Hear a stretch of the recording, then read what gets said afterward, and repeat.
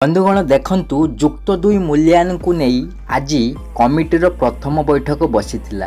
तेबे एही बैठक रे कौन आलोचना हेबा एही वीडियो रे आलोचना करिबा। हाय फ्रेंड्स, मु सुनील, स्वागत आपनको सुनीलदलाई यूट्यूब चैनल को। जुक्त दुई परीक्षा बातिल परे छात्र छात्री मूल्यांकन पई गठित होइथिबा विशेषज्ञ कमिटीर प्रथम बैठक बसीछि। प्राय 3 घंटा धरी बसीथिबा प्रथम बैठक रे विकल्प मूल्यांकन नहीं विस्तृत आलोचना करा जाइछि। सदस्य माने निज निजर मतामत रखिछन्ति।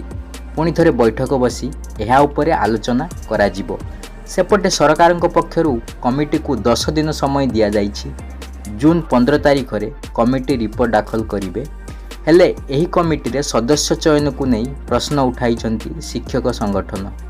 कमिटी रे जणे मात्र धंदामूलक शिक्षक को शामिल करा जाई नाही।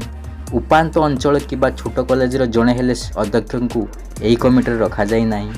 माध्यमिक शिक्षा परिषद अधीन रे 300 रु अधिक घरोई कॉलेज रही जड़े भी अध्यक्ष कमिटी नहांती।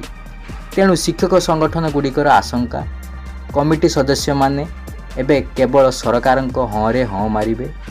अन्य पक्षरे बैठक रे कौन आलोचना हेउची ताकू नहीं बाहर प्रकाश न करने कमिटी सदस्य माननकु तागिद करा जाइछि। तेबे एहिभଳି विभिन्न प्रसंग को नहीं आरंभर विवाद रे छंदी हो जाइछि। जुक्त दुई मूल्यांकन पई गठित राज्य सरकार 14 जणिया विशेषज्ञ कमिटी। तेबे ये अपडेट केमती लागिला कमेंट करी लिखिबे। एही नुआ अपडेट पई चैनल को सब्सक्राइब करि नेबे।